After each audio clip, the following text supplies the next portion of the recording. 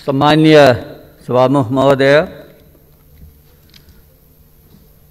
2/3 करिब बहुमत प्राप्त सरकारले लगातार 3 वर्षसम्म बजेट प्रस्तुत गर्ने अवसर प्राप्त गरेको छ। यो एउटा विरलै अवसर हो र माननीय अर्थमन्त्रीजीले 3 वर्षसम्म यी बजेट प्रस्तुत गर्दै आउनुभएको छ र यो विशिष्ट अवसर प्राप्त गर्नुभएकोमा म उहाँलाई बधाई ज्ञापन गर्न चाहन्छु।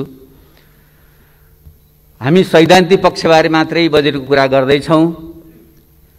त्यसैले बजेट भन्नाले हामीले वार्षिक आय व्ययको अनुमान मात्र नभइकन समग्र देशको अर्थ राजनीतिको विश्लेषण र त्यसको आगामी कार्यदिशा प्रक्षेपण गर्ने एउटा दस्तावेज पनि हो। त्यस हिसाबले हेर्दा अहिलेको यो घडी विज्ञहरूले विचारकहरूले भन्दैछन् once in a century movement, अर्थात् एक शताब्दीमा एकचोटि आउने अवसर भनिरहेका छन्।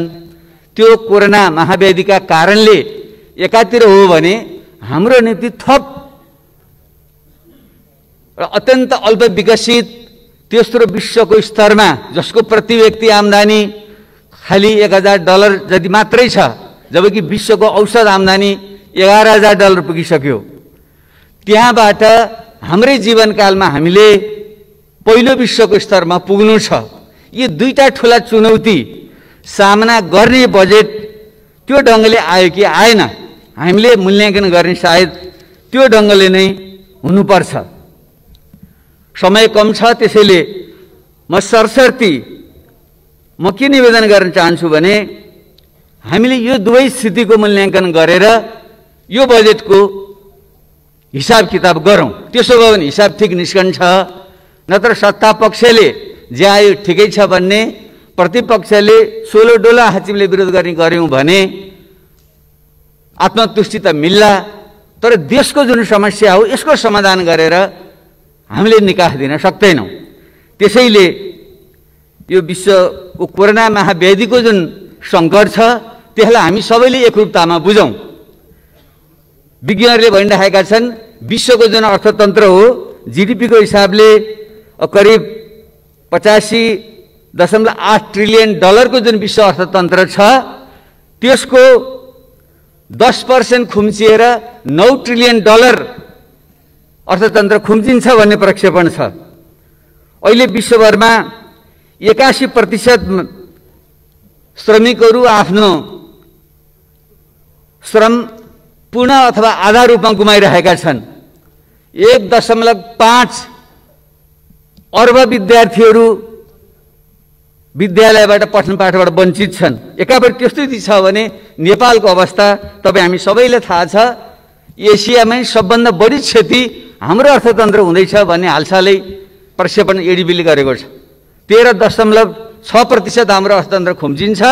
त्यो भनेको यसै त लिखा जस्तो सानो हामी, त्यसको पनि बोसो काटेपछि के रहन्छ? करिब 37 खर्ब रुपियाँ बराबरको जीडीपीमा करिब 4.5 खर्ब सङ्कुचन हुन्छ भन्ने अनुमान छ र हाम्रो अर्थमन्त्रीले 2.3% को वृद्धिको जुन प्रक्षेपण गर्नुभयो यो हाम्रो सीबीएसको प्रक्षेपण हो। तर आइएमएफले 1% भनेको छ र विश्व ब्याङ्कले 1.7% भनेको छ। त्यसैले आगामी दिन भयावह हुनेवाला छ। यसको बिचमा पनि अर्थमन्त्रीजीले समष्टिगत आर्थिक स्थायित्व अधिकांश सूचकहरू सकारात्मक छन् भन्नुभएको छ। अब यो कसरी भन्नुभयो र उहाँ मात्रै होइन, सायद हामी सबैको एउटा दृष्टिकोणको अभाव भइकिन हो। हाम्रो मिडियाको पनि मैले समाचारहरू सुन्छु, हेडलाइनमा संयमित बजेट भनेर आएको छ र हाम्रा धेरै अर्थशास्त्रीहरूले यो सन्तुलित बजेट कम महत्त्वाकांक्षी भनिराख्नु भएको छ। तर मलाई यसरी सोचेर हामीले यो सङ्कटबाट पार पाउन सक्दैनौँ। त्यसैले हामीले आत्मसाक्षी राखेर भन्नुपर्छ यो बजेटले सामान्यतया गरेको छ, केही गरेन भन्न हुँदैन। म अर्थमन्त्रीको सम्मान गर्छु।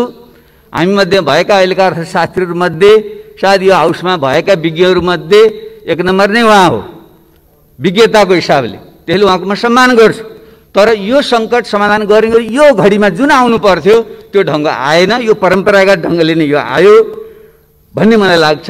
हामी ठुलो एउटा जेटको गतिमा उड्नु छ, तर कछुवाको गतिमा सुधारका साथ टालटुला कुराहरू आएको छ, यो पर्याप्त छैन। त्यसैले यो किन यसरी निरन्तरको बजेट कहाँ कहाँ चुक्यो, म अलिकति सुधारमूलक ढङ्गले अगाडि बढ्न चाहन्छु। पहिलो कुरो त विचारको प्रष्टता हो। हाम्रो समाज कहाँ छ, यो अर्थतन्त्रको स्वरूप के हो भन्ने विषयमा प्रष्टता आउनु पर्यो। कुनै एउटा चाहिँ शब्द जालमा नपरिकन म के भन्न चाहन्छु भने अहिले विश्व नै जुन एउटा पुँजीवादी ग्लोबल क्यापिटलिस्ट सिस्टम पुँजीवादी प्रणालीमा बाँधिएको छ, त्यो भने नेपाल त्यसबाट अछुतो छैन। हामी यो प्रकारको किनारा पुँजीवाद पेरिफेरल क्यापिटलिजमको अवस्थामा छौँ। औपचारिक ढङ्गले विश्व अर्थतन्त्रसँग जोडिएको नेपालको राजनीतिक उपरि संरचनामा पनि एउटा लोकतान्त्रिक पुँजीवादी परिवर्तन आएको कारणले स्वतःमा पुँजीवाद रूपमा बाहिर त पुँजीवाद छ, तर त्यसको अन्तर्यमा आर्थिक सामाजिक शान्ति रूपान्तरण त्यो ढङ्गले भएको छैन। त्यसैले यो विकृत छ, परनिर्भर छ। यसलाई हामीले कसरी राष्ट्रिय औद्योगिक पुँजीवादमा परिणत गर्दै समाजवादको बिउ रोप्ने कसरी जाने भन्ने अहिलेको प्रश्न हो। त्यसले यसमा अर्थ मैले पोहोर साल पनि सुझाव दिएको थिएँ, अर्थमन्त्रीजी सायद हामी सबै अलिकति अलमल्ली राखेका छौँ। एउटा मार्क्सवादी समाजवादी धार समात्नेहरूले राज्यलाई सबै थोक भनिराख्नु खोज्ने र अर्को नव उदारवादी धारले फेरि बजारै सबै थोकको राज्य घटाउनुपर्छ भन्ने यस्तो मुढाग्रहबाट हामी दुवै पक्ष मुक्त हुनु पर्यो। त्यसैले यो बजेट चाहिँ त्यसको अलमलमा अहिले पनि परेको छ। वैचारिक समस्या एउटा त्यहाँनिर छ, यसबारे हामी छलफल गर्न सक्छौँ।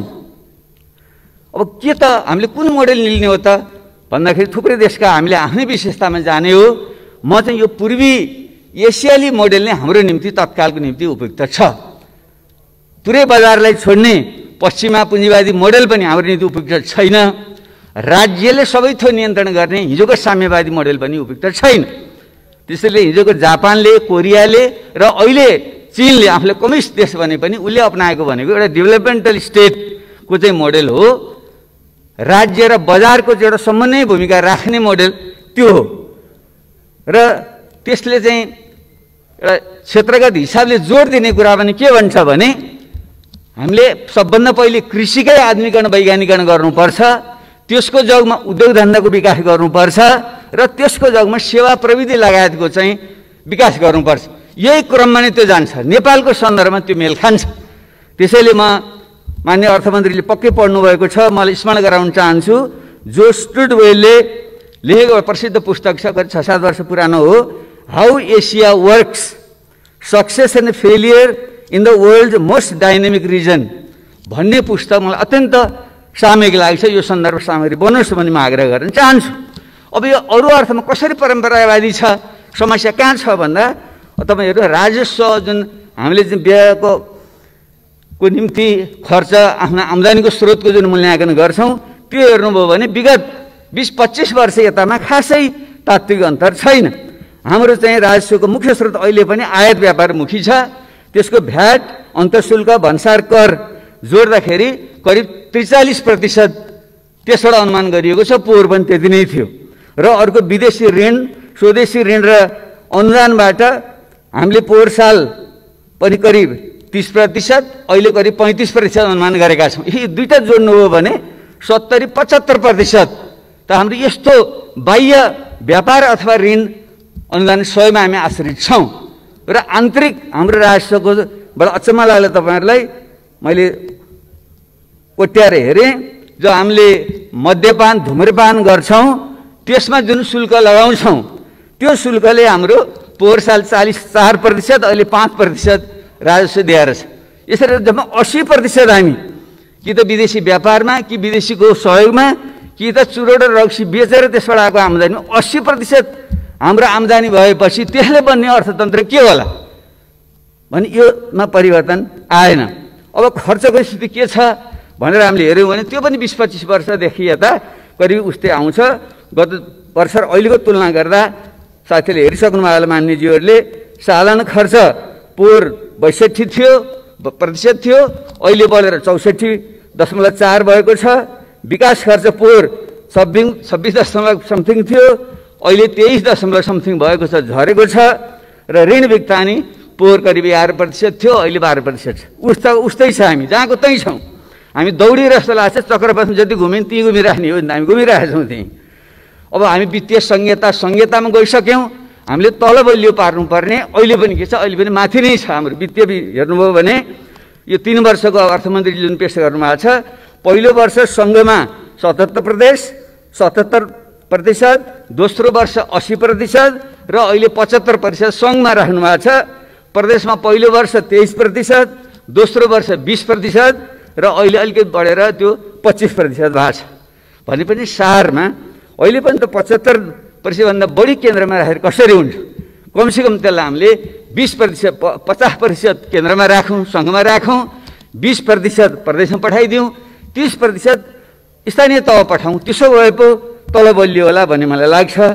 र जुन अरू विवरणहरू छन्, मन्त्रालयहरूका पुरानै थुप्रै कार्यक्रमहरू दोहोरिएर आएका छन्, त्यसैले यो पुरानोकै निरन्तरता हो। अब गत वर्षको र अहिलेको स्थितिमा आएको चाहिँ कोभिड-19 मुख्य समस्या भएको हुनाले स्वास्थ्य क्षेत्रमा जीवनको प्रश्न भएको, बाँच्न पाउने अधिकार नै प्रमुख चिज भएको हुनाले त्यसमा फोकस हुनुपर्थ्यो। सैद्धान्तिक रूपमा त्यो भएको छ, भएन म भन्दिनँ। तर त्यसको समाधान के त भन्नेको राम्रो योजना बनिएको छ। केन्द्रमा हस्पिटल, प्रदेशका हस्पिटल, स्थानीय तहको बनिएको राम्रै छ। तर के त्यही अनुसार हामीले बजेट विनियोजन गऱ्यौँ त भनेर हेर्दा स्वास्थ्य क्षेत्रको बजेट विनियोजन गत वर्ष 4.84% थियो, 68.78%। यो वर्ष 90 अरब भएको छ, त्यो भनेको 6.1% हो। जबकि स्वास्थ्य क्षेत्रमा कमसेकम 10% लगानी गर्नुपर्छ भन्ने मान्यता छ। हामी त्यसको आधा पनि पुगिरहेका छैनौँ। भने यसले कसरी समस्या समाधान गर्ला सोच्न सक्नुपर्छ। र यसमा लाग्छ अरू कुराको अतिरिक्त हामीले आँट गरेर भन्नै पर्छ, हामी कुनै वैचारिक पिँजडा नबसिकन स्वास्थ्य भनेको सामाजिक दायित्वको क्षेत्र हो, राज्यको दायित्वको क्षेत्र हो। त्यसैले यसको दायित्व राज्यले लिनुपर्छ र निजी स्वास्थ्य जस्तो क्षेत्रमा व्यापार गरिनु हुँदैन। कसैले ठुला अस्पताल खोलुन्, तर त्यो व्यापारिक ढङ्गले हुनु हुँदैन। र एउटा विशुद्ध परोपकारी ढङ्गले गर्छ भने ठिक छ, व्यापारको निम्ति स्वास्थ्य जस्तो क्षेत्र छोड्नु हुँदैन। यसमा हामीले हस्तक्षेप गर्नै पर्छ। त्यसले यो हुनुपर्थ्यो, भएन भन्ने मलाई लाग्छ। र अर्को दोस्रो, यस्तो सङ्कटको बेलामा सबैले खोजेको चाहिँ फेरि राहत र तत्कालीन राहत। जसले चाहिँ रोजगारी गुमाएका छन्, जसले खानपान पाएका छन्, त्यसको विषय प्रमुख कुरा हो। र यसमा चाहिँ अर्थतन्त्र जुन ध्वंस भएको छ यो कसरी उठाउने भन्ने विषयमा विभिन्न सिद्धान्तहरू छन्। एउटा चाहिँ परम्परागत रूपमा आर्थिक सङ्कट आयो भने त्यो चाहिँ एल सेपले जान्छ अरे। एल जस्तो भएर अलि आएन, यसरी जुन तल ओर्लन्छ, यसरी ओर्लिएको चाहिँ यसो बिस्तारै माथि जान्छ भन्ने चाहिँ सिद्धान्त हुन्छ। तर यो कोरोना महामारी जस्तोमा त्यस्तो नभइकन यो भी सेपको हुन्छ, स्वाट्ठ घट्छ। र यसको यदि भ्याक्सिन खोपहरू पत्ता लगायो भने सट्ठ माथि पनि जान सक्छ। अब त्यो एउटा सम्भावना हो। अर्को सम्भावना यो स्वाट्ठ झर्छ, तर फेरि यु जस्तो भएर यस्तो भएर जान्छ भन्ने अर्को सम्भावना छ। र तेस्रो सम्भावना छ जो गत पहिलेको त स्पेनिस फ्लूको बेलामा भएको थियो, यो चाहिँ डब्लु सेपले एकचोटि स्वाट्ठ झर्छ, स्वाट्ठ माथि जान्छ, फेरि स्वाट्ठ झर्छ, फेरि माथि जान्छ। यस्तो डब्लु सेपको पनि हुनसक्छ भन्ने छ। त्यो अहिले हामीले भन्न सक्दैनौँ। त्यसले यस्ता अनुमानको आधारमा हामीले चाहिँ राहतका प्याकेजहरू तत्कालको निम्ति एउटा र दीर्घकालको पुनरुत्थानको निम्ति अर्को ल्याउन सक्नुपर्छ। र हाम्रो सन्दर्भमा अर्को थप विषय चाहिँ के हो भने जुन 60 लाखभन्दा बढी हाम्रा चाहिँ श्रमिकहरू विदेशमा छन्, तिनीहरू सिपसहित, केही ज्ञानसहित, केही सम्पत्तिसहित जो फर्कँदैछन्, तिनलाई तत्काल हामीले यहाँ ल्याएर स्वास्थ्य लगायतको क्षेत्रमा ध्यान दिने र त्यसको उपयोग गरेर अर्थतन्त्र ठुलो रूपान्तरण गर्ने एउटा सम्भावना हुनुपर्छ। त्यसको चाहिँ सँगसँगै हामीले कार्यक्रम आउनु पर्थ्यो। र अहिले राहत वितरणको बेलामा हामीले एउटा दीर्घकालीन के काम गर्न सक्थ्यौँ भने जो मानिसहरू अहिले बेरोजगार भएका छन्, खान नपाले बिचल्ली भएका छन्, पूर्ववक्ता मान्यले भनिसक्नुभयो, मलर सदा, सूर्यबहादुर तामाङ, वीरेन्द्र यादव त भोकले मृत्यु भएकै हो नि। त्यसैले यो त रिपोर्ट भएको कुरा, अरू रिपोर्ट नभएका यस्ता मृत्यु कति भएका छन्। त्यसले तिनको को निम्ति हामीले यस्तो टुक्रे टाक्रे खालको राहतले हुँदैन छ, तर टुक्रे टाक्रे छरिएको छ। त्यसले म त के भन्न चाहन्छु भने यस्तो होइन, हामी एकीकृत ढङ्गको चाहिँ एउटा प्याकेज चाहिँ बनाऊ। त्यसको निम्ति सबभन्दा पहिले यस्ता राहत प्राप्त गर्नुपर्ने मान्छे को हुन् त्यसको अभिलेख हामीलाई चाहियो। स्थानीय तह मार्फत एउटा चाहिँ सर्वपक्षीय संयन्त्र बनाऊ, किनकि हाम्रो अत्यन्त दलीयकरण भएको कारणले हामीले आफ्नो नजिककालाई चाहिँ हुने खानलाई पनि राहत बाँड्छौँ र गरिबले चाहिँ नपाउने जुन अवस्था, त्यसमार्फत स्थानीय तहले चाहिँ त्यसको अभिलेख चाहिँ गरोस् र त्यसलाई डिजिटलाइज गरौँ र ब्याङ्क प्रणाली मार्फत चाहिँ सिधै उनीहरूले चाहिँ क्यास ट्रान्सफर नगद चाहिँ उनीहरूलाई पठाइदिने त्यो व्यवस्था हामीले गर्न सक्छौँ। त्यसो गरियो भने मैले मोटामोटी हिसाब निकालेको थिएँ, अहिले हामीले चाहिँ करिब 17% गरिबको रेखामुनि मान्ने हो भने त्यो करिब 10 लाख परिवार हुन्छ। ती 10 लाख परिवारलाई महिनाको 5,000 का दरले ब्याङ्कमा चाहिँ हालिदिने हो भने करिब 60 अर्ब भए पुग्छ। जबकि 1 खरबभन्दा बढी हामीले अहिले यो सामाजिक सुरक्षामा खर्च गरिराखेका छौँ। त्यसले त्यसैमा यही रकमभित्रबाट त्यो व्यवस्थापन हुन सक्छ। उदाहरणको निम्ति हामीले वृद्ध भत्ता दिएर मेरो बालाई वृद्ध भत्ता किन चाहियो भने त्यो रोक्न सक्यो भने त अर्को मान्छेले पाउँछ नि। त्यसैले एकीकृत ढङ्गले चाहिँ यसरी चाहिँ एउटा बनाएर हामी जान सक्यौँ भने त्यो हुनसक्छ। त्यसका निम्ति धेरै मोडेलहरू छन्, म अहिले त्यहाँनिर जान चाहिनँ। अब त्यसैले म अब कहाँनिर आउँछु भने अहिले केही सुझाव ढङ्गले मलाई समयले बिदा दिँदैछ। त्यसैले मैले केही 5-7वटा 8-10वटा केही पोइन्ट मैले भन्न खोजेको थिएँ। यसो साँच्चै नयाँ ढङ्गले जाने हो भने के गर्ने त? यो राजस्वको अवस्था पनि यस्तो बेहाल छ, हामीले भएको राजस्वलाई ठिक ढङ्गले खर्च गर्न सकेका छैनौँ। यसमा के सुधार गर्ने भन्दा 1 नम्बर त म भन्न चाहन्छु, हामीले सम्पत्तिको अभिलेखीकरण गरौँ। हाम्रो कृषि प्रधान जुन अर्थतन्त्र हो, बाबुबाजीको पालादेखि कति सम्पत्ति हो भने हाम्रो थाहा छैन। त्यसैले त्यसको अभिलेख गरौँ, कम्प्युटराइज गरौँ र सम्पत्ति माथि पनि कर लगाउनुपर्छ हामीले। नत्र त्यसले गर्दा के भइदियो भने जमिन बाँझो राख्ने अरबौँ मूल्य बराबरको जमिन छ, 1 पैसा ट्याक्स तिर्ने सम्पत्ति गरेर हाम्रो छैन। अनि त्यो त सदुपयोग भएन। अनि विदेशबाट ल्याएको पैसा पनि मान्छे जमिन किन्छ कि घर बनाउँछ, त्यो घरको पनि हामीले उसले केही पनि कर तिर्नु पर्दैन। जसले व्यवसाय गर्छ त्यहाँ कर तिर्ने, तर सम्पत्ति थुपार्न कर नलाग्ने भने त हाम्रो आफैसँग छ नि त। हामीसँग खरबौँ रुपियाँ त यहीँ छ नि। एउटा त्यो गर्नु पर्यो र अर्को सम्पत्ति घोषणा गरौँ। देवेन्द्रराज पाण्डेले अर्थमन्त्री छँदा 47 सालमा अगाडि सार्नुभएको थियो र मैले 65 सालको बजेटमा यो आफै स्वयं घोषणा गरौँ भनेको थिएँ। मैले कानुनी सुरक्षा दिउँ, कालो सेतो नभनौँ एकचोटिलाई, र सबैले सम्पत्तिको अभिलेखन गरौँ र अनि क्रमशः एउटा प्रोग्रेसिभ ट्याक्स हामीले लगाउँ। त्यसो भयो भने हाम्रो राजस्व बढ्छ र यस्तो प्रकारको समस्या रहँदैन। एउटा सुधार यो गरौँ। र दोस्रो सुधार हामीले कृषिमै हामीले आधुनिकीकरण गर्ने सब भन्यौँ, कतिपय राम्रै कुरा आएका छन्। कृषि मन्त्री पनि युवा हुनुहुन्छ, निकै जाँगरिलो मान्छे पनि हुनुहुन्छ, धेरै अपेक्षा पनि गरिएको हो। तर धेरै कुरा राम्रो आए, तर गाँठी कुरा चाहिँ आएन, मुख्य कुरा आएन। हाम्रो गाउँघर त हजुरबाले सुनाउनुहुन्थ्यो, गरिबको घरमा कोही पाहुना आयो भने बुढाले भन्थे, बुढी ओछिन्ला त लाला भन्दाखेरि बुढीले भन्थिन् अरे दौरा आफू लाउने के को ओछिन्लाउ भन्थिन् अरे उनले। भने किसानले त पहिले त जमिन चाहियो नि, जमिन हामी बाँझो राखेका छौँ। हाम्रो चाहिँ 100औँ बिघा हुने मान्छे तपाईँ हामीमध्येकै जमिन त्यतिखेर गएको छ। अनि त्यसको सदुपयोग गर्ने मान्छेले त्यो दिन परेन। त्यसैले यो प्राकृतिक साधन स्रोत, पानी, जमिन, जङ्गल लगायतका जुन प्राकृतिक साधन स्रोत हुन्, यसलाई एउटै झड्कामा हामीले राष्ट्रियकरण गरौँ अथवा समुदायीकरण गरौँ र व्यक्तिलाई भोगाधिकार दिउँ। यो सुधार नगरेसम्म कृषि क्रान्ति हुँदैन, जति गराए पनि हुँदैन। यो मैले भन्न चाहेँ। तेस्रो कुरा, शिक्षा र स्वास्थ्य राज्यले नै दायित्व लिनुपर्छ र त्यसमा सुधार गर्नुपर्छ। गुणस्तरीय शिक्षा नदिएसम्म हाम्रो कम्पेटिभ एडभान्टेज तुलनात्मक लाभको क्षेत्र भनेको जनशक्ति नै हो, जसको चाहिँ मेडियन आयु 23 वर्ष नेपालीहरूको भने यो युवा 10-20 वर्ष मात्रै 10-15 वर्ष मात्रै यो एडभान्टेज हामीसँग रहन्छ। त्यसैले त्यसलाई गुणस्तरीय प्राविधिक शिक्षा दिउँ र तिनीहरूलाई पुँजीको व्यवस्था गरिदिउँ, बजारको व्यवस्था गरिदिउँ र अनि तिनीहरूलाई लगाउँ। त्यही शिक्षा र स्वास्थ्यको दायित्व पूर्ण रूपले राज्यले लियोस्। र अहिले जुन सुधारको कुरा गरिएको छ, यो निजी विद्यालयलाई सार्वजनिक विद्यालय हेरेर विचार गरेर यस्तो आवादारी कुरा गरेर हुन्छ, यस्तो लाजमर्दो कुरा गरेर हुन्छ, हामीले हुँदैन। हामी सबैले भन्नुपर्छ। जो शिक्षा संस्था चलाउने साथीहरू पनि यहाँ हुनुहुन्छ, मेरो आग्रह छ मुनाफाको निम्ति नचलाउनु, शिक्षा र स्वास्थ्यमा मुनाफाको निम्ति लगानी नगर्नुहोस्, कृषिमा गर्नुहोस्, पर्यटन गर्नुहोस्, उद्योगमा गर्नुहोस्, सेवामा गर्नुहोस्। त्यहाँ जति सुविधा चाहिन्छ राज्यले दिन्छ, तर शिक्षा र स्वास्थ्य चाहिँ विशुद्ध सेवाको क्षेत्र हो, परोपकारको क्षेत्र हो। त्यो ढङ्गले तपाईँ लैजानुहोस्, राज्यले यसमा ध्यान दियोस्। चौथो कुरा, रोजगारी सृजना टक्कन टुक्कन गरेर आएको छ। 7 लाख 15 लाख कति भनिएको छ, मलाई लाग्दैन यतिले मात्रै होला भनेर।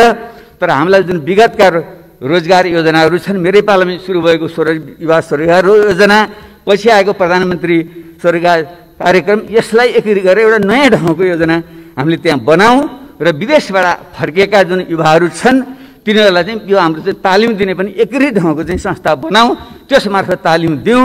ब्याङ्कमा हाम्रो त्यत्रो 33-34 खर्ब रुपियाँ छ, त्यसमा सुधार गरेर तिनीहरूलाई बिउ पुँजी दिउँ र तिनीहरूको चाहिँ उत्पादनको चाहिँ बजारको निम्ति हामीले व्यवस्था गरिदिउँ।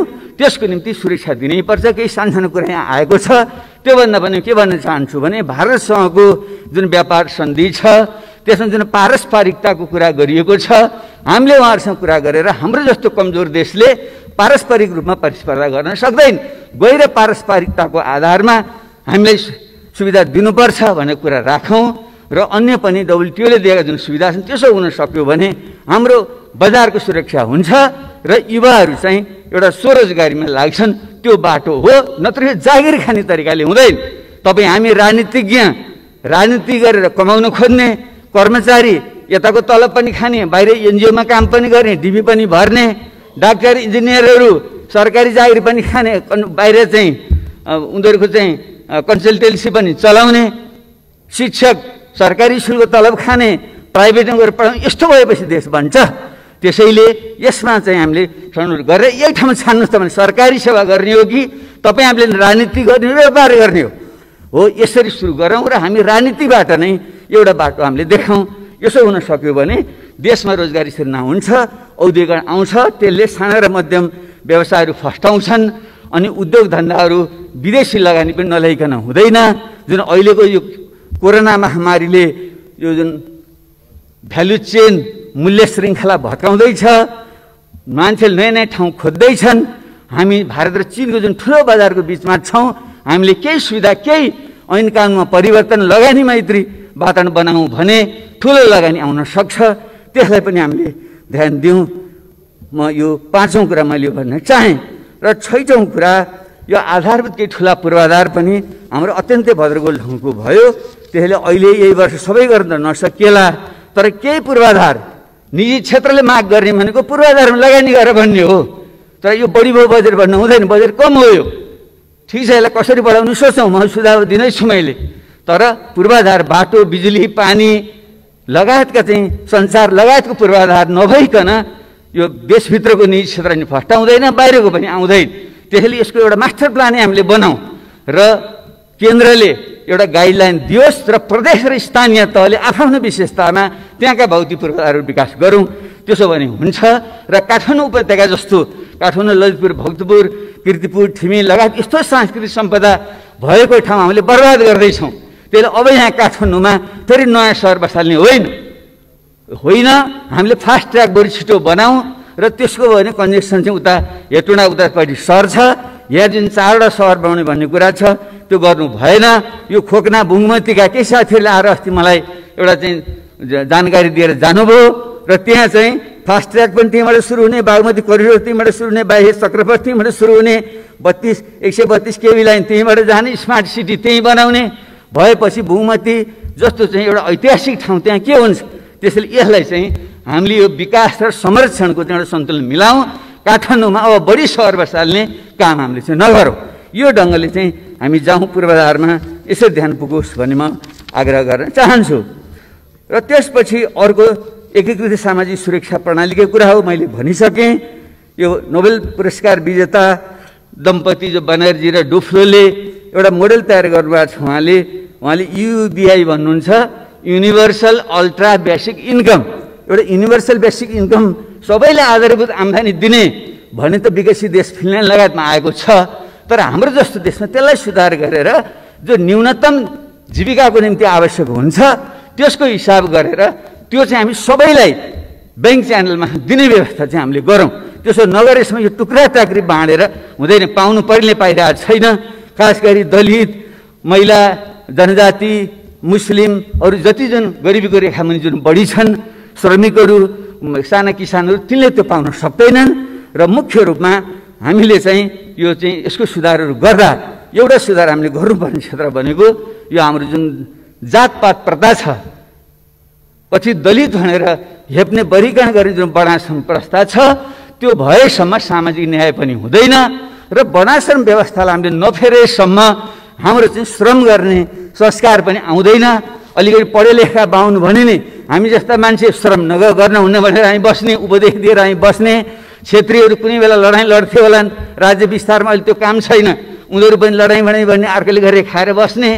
अब जुन वैश्यहरू भनेको बन्द व्यापार त थोरै मान्छेले गर्छ, हिजो थोरै थियो र बन्द व्यापार गर्छ, सबैले बन्द व्यापार गरे पनि पुग्दैन, त्यो वैश्य भनेर पनि पुग्दैन। अनि जो गर्ने हो, श्रम गर्ने हो, सिप भएको हो, त्यसलाई चाहिँ दलित भनेर अनि हेपेपछि अनि विकास हुन्छ। त्यसले मेरो त एउटा प्रस्ताव छ। दलित शब्द प्रयोग न अरू के गरौँ भन्नुहुन्थ्यो साथीहरूले, विवाद भयो। मेरो त एउटा प्रस्ताव यो छलफलकै निम्ति तपाईँ हामी सबैले दलित नाम राखिदिउँ न। बाबुराम भट्टराई कामी भन्न किन नहुने? काम गर्ने मान्छे कामी भन्न किन गर्वे नगर्ने? एउटा विश्वकर्मा लेखौँ, कामी लेखौँ, हामी सबैले थर बदलिउँ त। त्यसो भए बरु बराबर भइन्छ। नत्र दलित माथिको जुन भर्खरै रुकुममा भयो, यो त परिकल्पना गर्न पनि सकिँदैन। त्यत्रो क्रान्तिको आधार इलाकामा त्यत्रो प्रतिक्रान्तिकारी हरकत हुन्छ भने देश कहाँ गइरहेछ? त्यसैले यस्ता विषयलाई हामीले ध्यान नदिएकनसम्म सामाजिक सुरक्षा, सामाजिक न्याय हुँदैन। र अर्को प्रशासनिक सुधारको जानु कुरा छ, धेरै साथीले भनिसक्नुभयो, सायद समयले मलाई बिदा दिइसक्यो। त्यसैले त्यो सुधार हामीले गर्नै पर्छ। र म भन्छु अहिलेको यो कर्मचारी तन्त्र, यो सोपान क्रममा आधारित कर्मचारी यन्त्र रहेछ हुँदैन। एउटै झट्का हामीले किन भत्काउन सक्दैनौँ? र कर्मचारी साथीहरूले पनि आग्रह छ, तपाईँहरू यत्रो पढे लेखेका मान्छे, ज्ञानी मान्छेहरू हुनुहुन्छ, देश विदेश घुमेर आउनुभएको छ, मान्छे यो कर्मचारी यति ठुलो तन्त्र किन पाल्नु पर्यो? हामीले 50,000 केन्द्रमा कर्मचारी किन चाहियो? उहाँ तल मान्छे पुगिरहेको छैन, जाँदैन, अनै बहाना गरेर जाँदैन। त्यसैले यो कर्मचारी यन्त्रलाई भत्काइदिउँ र यसको पुनर्संरचना गरौँ र त्यसको चाहिँ सङ्ख्या घटाउँ। त्यसरी नै हाम्रो सुरक्षा क्षेत्रलाई पनि हामीले गुणस्तर बढाउँ। हाम्रो सेना, प्रहरी र हाम्रो सशस्त्र प्रहरीको तर सङ्ख्या घटाउँ। त्यसो गरेर सुधार गर्न सकिन्छ। र सार्वजनिक खर्च पुनर्लाभन आएको जुन प्रतिवेदन छ त्यसलाई चाहिँ हामीले कार्यान्वयन गरौँ। त्यसो हुन सक्यो भने हामीले जुन खर्च गर्न नसक्ने भन्ने हाम्रो क्षमता छ, त्यो वृद्धि हुन्छ। त्यतापट्टि हामीले ध्यान दिउँ। र सँगसँगै यो बजेटमा यो केही एक दुईवटा कुरा कमजोरी भएकै छ। यो सांसद विकास कोषले साह्रै लज्जित बनायो। यो 6 करोड फेरि अहिले त सायद 4 करोड कतिमा झन् किन चाहियो? यो मैले त पहिले पनि सार्वजनिक भने, तपाईँ हामी सबैले एकमतले भनौँ हामीलाई समानुपाती विकास चाहिन्छ। यो 165 जुन निर्वाचन क्षेत्र छन् तिनको समानुपाती विकास गर्नको निम्ति कति सकिन्छ? 1 अर्ब अथवा कमसेकम 50 करोड सकिन्छ, पक्कै सकिन्छ। किन म पनि अर्थमन्त्री भएर चलाएको मान्छे, त्यो भनेको त करिब 1.5 खरब जति रुपियाँ हो, किन सक्दैन? त्यसले त्यसबारे 1-2 महिना पहिले नै, बजेटभन्दा 1-2 महिना पहिले सम्बन्धित क्षेत्रका सबै सांसदहरू, प्रत्यक्ष र समानुपाती सांसदहरू, उहाँले जनता स्थानीय तहसम्म, स्थानीयमा पनि सल्लाह गरेर त्यहाँ पूर्वाधार केन्द्रित शिक्षा, स्वास्थ्य र भौतिक पूर्वाधार केन्द्रित चाहिँ प्रोग्रामहरू बनाएर दिउँ र बजेटमै जान्छ। सरकारी संयन्त्रमार्फत कार्यान्वयन हुन्छ भने हामीले छुट्टै यस्तो चाहिँ लिनु हुँदैन। त्यसैले यसमा एउटा सहमति बनाऊँ, त्यो माग गरौँ। समानुपाती हुनुपर्छ, नत्र केही ठाउँमा चाहिँ अर्बौँ रुपियाँ खर्च हुने, कुनै क्षेत्रमा चाहिँ राति किताबमै नपर्ने। पोहोर सालमा हेर्दाखेरि 20-25वटा निर्वाचन क्षेत्रमा एउटा योजना पनि राति किताबमा परेर त्यस्तो हुनु हुँदैन र यसलाई सुझाउनै पर्छ। अर्को किताबको कर, ज्ञानमाथि कर लाउनु हुँदैन। मान्य अर्थमन्त्रीज्यू, तपाईँ पनि बडो एउटा विद्वान व्यक्ति त हुनुहुन्छ, यो चाहिँ मिलेन। जति जे तर्क गर्दा नि मिल्दैन। किताबमाथिको त कर खारेज गर्नै पर्छ हामी। यतापट्टि तपाईँको ध्यान पुगोस्। र विद्युतले चल्ने गाडी पूर्वकता मान्यले भनिसक्नुभयो, यो पनि उल्टो दिशाको यात्रा भयो। हामीले विद्युत उत्पादन गर्दैछौँ, खपत भइरहेको छैन भनिरहेका छौँ भने त्यसको प्रबन्धन हामीले गर्नै पर्छ र आर्थिक हिसाबले पनि, नत्र भने हामीले त्यत्रो इन्धनमा खर्च गर्नु परेको छ, त्यो बचत हुन्छ र पर्यावरणीय हिसाबले पनि दिगो विकास हुन्छ। यसलाई हामीले चाहिँ सच्याउँ, म यो आग्रह गर्न चाहेँ। र अब अन्त्यमा यो संहिताको विषय जो अत्यन्त मार्मिक ढङ्गले पूर्ववक्ता मान्यले राख्नुभयो, यसमा हामीले गम्भीरतापूर्वक लिनै पर्छ। हामी संहिता त्यत्तिकै गएको होइन, जनताको रगत पसिनाबाट संहिता आएको हो र देशको आवश्यकताले ल्याएको। यो देशको जुन जातीय क्षेत्रीय विविधता छ त्यसलाई सम्बोधन गर्न, जुन असमान विकास छ त्यसलाई सम्बोधन गर्न आएको हो। त्यसैले यसलाई गम्भीर ढङ्गले कार्यान्वयन गरौँ। यसका अपूर्णताहरू छन्, त्यो अपूर्णताहरूलाई संविधान संशोधन गरेर हामीले चाहिँ पुरा गरौँ। र सँगसँगै म एउटा कुरा फेरि पनि मैले पटक भनेको छु, स्वास्थ्य उसमा परेको छ त बजेटमा, तर पूर्णता भएन। हामीले यस्तो गर्नु भएन। शान्ति सम्झौता भएको 14 वर्ष भइसक्यो, अहिलेसम्म पनि त्यो फेरि गरिने छ। प्रत्येक वर्ष आउने जस्तो त्यो नबनाऊ। हामीले त्यो टिआरसी र बेपत्ता सम्बन्धी आयोगको काम टुङ्गो लगाएर तिनीहरूको पनि समस्या हामीले चाहिँ हल गरौँ। र अन्त्यमा म हाम्रो परराष्ट्र मन्त्रीजीलाई मैले देखिरहेको छैन। हाम्रो देशको साँच्चै नै विकास गर्ने हो भने अब हामीले भारत र चीन बीचको जुन हाम्रो अवस्थिति छ, चीनको पहिलो अर्थतन्त्र हुँदैछ, भारत तेस्रो अर्थतन्त्र हुँदै, यसको बीचमा रहेर हाम्रो भूराजनीतिलाई सन्तुलन गर्न नसकेसम्म हुँदैन। एकापट्टि हाम्रो भौगोलिक अखण्डता, सार्वभौमसत्ता, स्वाधीनताको रक्षा गर्नु छ। यो भूखण्डकै सबभन्दा पुरानो राज्य हुनाले त्यसमा हाम्रो गर्व छ, नेपालीत्वमाथि हामी सबै गर्व छ। तर यसलाई चाहिँ हामीले साँच्चै रक्षा गर्ने हो भने एउटा त यो भूराजनीतिको सन्तुलन मिलाउने स्पष्ट नीति हामीले एउटा बनाऊँ। र यसको निम्ति म फेरि पनि एउटा उदाहरण, एउटा रेफरेन्स मैले दिन चाहन्छु। आजै मैले पनि यो ज्यारेड डायमन्डको किताब अपहिभल भन्ने उनले लेखेका छन्। र त्यस upheaval how nations cope with crisis in change भनेर 7वटा देशहरू, America, Japan, Germany, Finland, Chile, Australia लगायतका देशहरूले कसरी आफ्नो सङ्कटबाट पार गरेर आफ्नो देशलाई अगाडि बढाए भनेका छन्। तीमध्ये फिनल्यान्ड जस्तो जो अमेरिकाको यो रुसको चाहिँ पुरै अर्धउपनिवेशजस्तो भएर बस्यो। दोस्रो विश्वयुद्धमा को ताका त्यति बेला स्टालिनले झन्डै त्यसलाई खाइसकेका थिए। त्यति बेला जुन बुद्धि पुर्याएर तिनीहरूले स्टालिनसँग पनि एउटा राम्रो सम्बन्ध राखेर, पश्चिमाहरूसँग राम्रो सम्बन्ध राखेर जसरी आफ्नो स्वाधीनताको रक्षा गरे, त्यो मोडेल हाम्रो अत्यन्त काम लाग्ने मैले देखिरहेको छु। त्यसैले यो ढङ्गले जाउँ। अहिले हाम्रो जुन लिपुले, कालापानी लगायतको क्षेत्रको सुगौलिक सन्धिले हामीले दिएको हाम्रो भूभाग हो, त्यसमा कुनै विवाद छैन। आमा र मातृभूमि प्रतिको लोयल्टी नहुने मान्छे हुँदैन। त्यसैले त्यसमाथि हामीले शङ्का गर्नु हुँदैन। हाम्रा एउटै आमाका सन्तान मध्ये कोहीले आमालाई बढी माया गर्छ, म चाहिँ बढी गर्छु, भाइ बहिनीले गर्दैनन् भन्न मैले ठाने भने बुझ्नुपर्छ मेरो नियत खराब छ। मैले अंश बन्नमा हेराफेरि गर्दैछु। त्यस्तै एउटै देशका विभिन्न जाति समुदाय मध्ये एउटा देशभक्त अर्को देशद्रोही भन्न थाल्यौँ भने त्यहाँ बुझ्नुपर्छ। त्यहाँ पनि राष्ट्रिय भागबण्डाको कुरा, उसको अधिकारको भागबण्डा, पहिचानको भागबण्डाको कुरामा झेल हुँदैछ भनेर हामीले बुझ्नुपर्छ। हामी सबै देशभक्त हौँ। त्यसैले यस्तो विषयमा हामीले साझा सहमति बनाएर जुन नक्सा जारी भएको छ त्यो पहिले हुनुपर्थ्यो, ढिलै भए पनि भयो।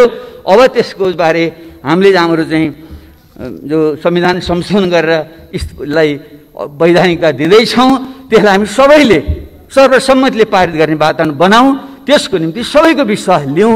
खास गरी हाम्रो सीमा रक्षा गरेर बस्ने हाम्रा मधेसी थारू, दक्षिणका पूर्वका हाम्रा राई लिम्बूहरू, पश्चिमका खस, उत्तरका हाम्रा भोटे लामाहरू, उहाँहरू सबैलाई सम्मान दिएर उहाँको समेत सहभागितामा यो संविधान संशोधन गरेर पूर्णता दिउँ।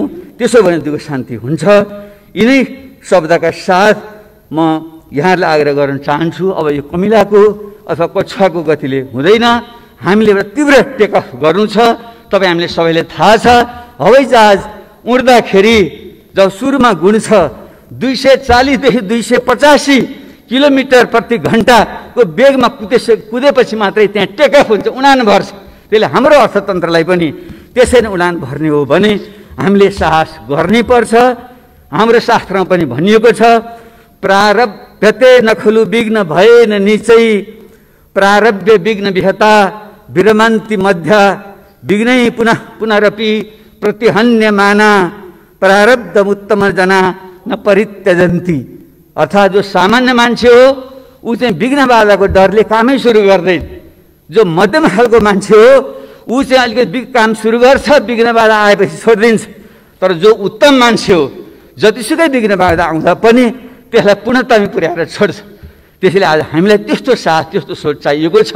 र सत्य सोही कुरा गर्दा आक्षेप आउँछ, गालीगलोज हुन्छ, तर त्यसबाट डराउनु हुँदैन। प्लेटोले भनेका थिए, no one is more hated than you who speak the truth. त्यो मान्छे जति गाली गलोजहरू कसैले पनि खाँदैन जसले सत्य वचन बोल्छ। सत्य बोल्ने, सत्य काम गर्ने हिम्मत गरौँ, देश बन्छ। धन्यवाद।